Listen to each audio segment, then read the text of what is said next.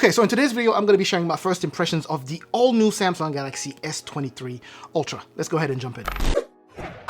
All right, first things first, let's just get it out the way. Samsung is winning. And I remember it was RJ who tweeted something that actually went viral talking about how Samsung is winning. They truly are winning with this. And it may also be because I didn't anticipate for this phone to have such a dramatic effect on me, given that, you know, I've been using the S22 ULTRA for a while. So I just assumed that this was just going to be kind of a slight change. If you're familiar with what they did with the Samsung Galaxy Tab S7 and the S8, so in terms of physical, you know, attributes, I really wasn't seeing much changes taking place. And I figured, you know what, in the hands, it's just going to feel like the S22 ULTRA, but boy, was I wrong. Also, I could be biased because I was a huge fan of the Samsung Galaxy Note series.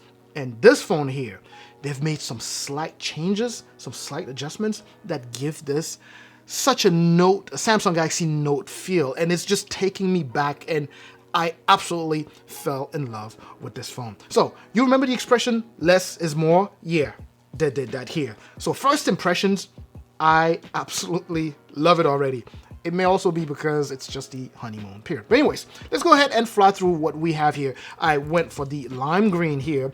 It is beautiful. Android 13 is so freaking fluid. But let me go ahead and stop rambling and just tell you what you would be expecting to see on here. So the phone itself is boxier, right? It digs right into the palm of your hand. And because I have large hands, this is the perfect phone for me. Well, actually, a tiny little flaw, a very small one. And I'm reaching, right? The bottom bezel here seems to be thicker than the top one. You know, it's very slim, like around, but the bottom is a little bit thicker, and I feel like it's a little bit off. But other than that, again, like I said, I'm just reaching here. But other than that, this phone is amazing. All right, so back to it. A boxier phone. The display here is slightly curved and also slightly flat.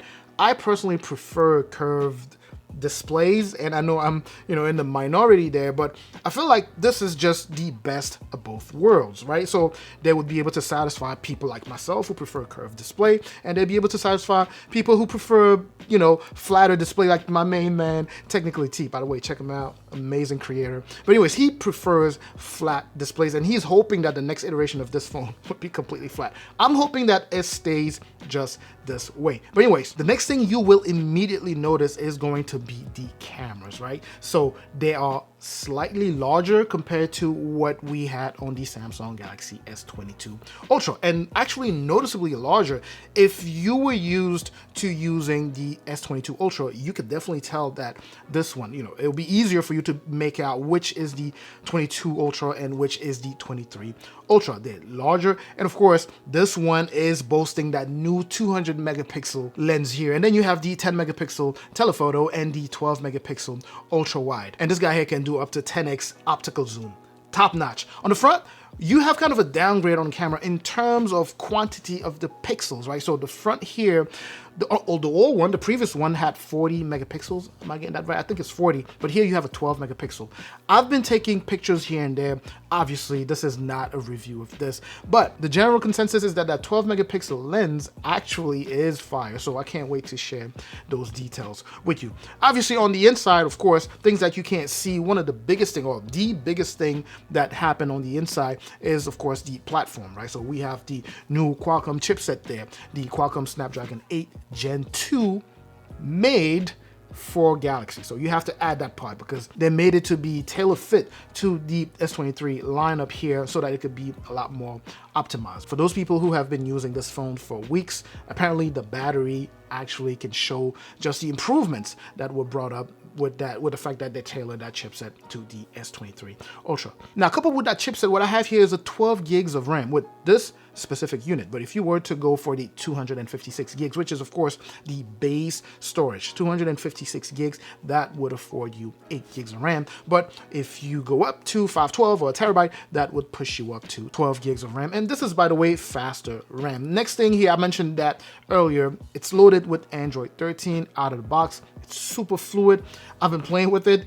just, with my mouth open. The display is so beautiful, and talking to the display, such a beautiful display. I guess it's still, that same dynamic AMOLED display that you have on the S22 Ultra, or that I have on my S22 Ultra there. Of course, this does support 120 Hertz refresh rate, or let me go ahead and just put it this way, it does support 1 all the way up to 120 Hertz of refresh rate. You have HDR 10 plus here, so it does support HDR 10 plus here, and peak brightness here is 1750, so it is very bright. Sure, I got this kind of later part of the day, and it wasn't particularly, well, actually it was kind of sunny today, but I was inside the entire time, and I went all the way up.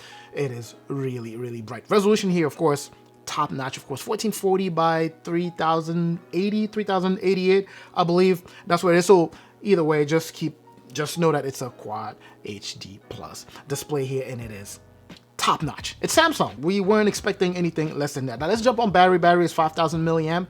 Yeah, so the same size as the S22 Ultra, 5000.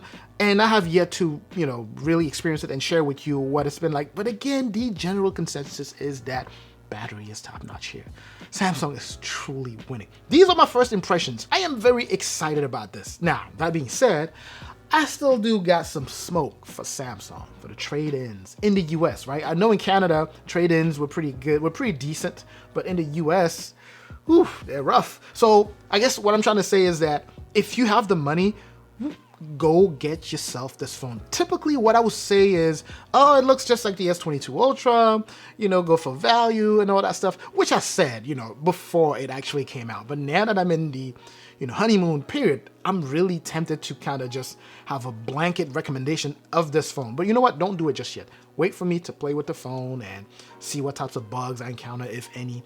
And then from there on, I'll be able to, suggest or make the recommendation. And hopefully by then, Samsung, would have adjusted maybe some of the trade-ins about the phone. I mean, I'm keeping mine, but I'm just saying for your own sake. So make sure that you stay tuned for the review. These were just my first impressions, so let me go ahead and just stop the video right now. I'm certainly hoping that you got something out of this, right? That it was fairly informative. Let me know, in the comment section, any questions you may have, things that you would like for me to check out and test and share with you. I'll make sure that I do that in the next comprehensive review of this phone here. Make sure to like, of course, share this video if you know anyone who'll be interested.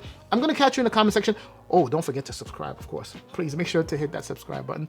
I'm also gonna catch you in the next video. Up until that next video, of course, as always, stay safe out there.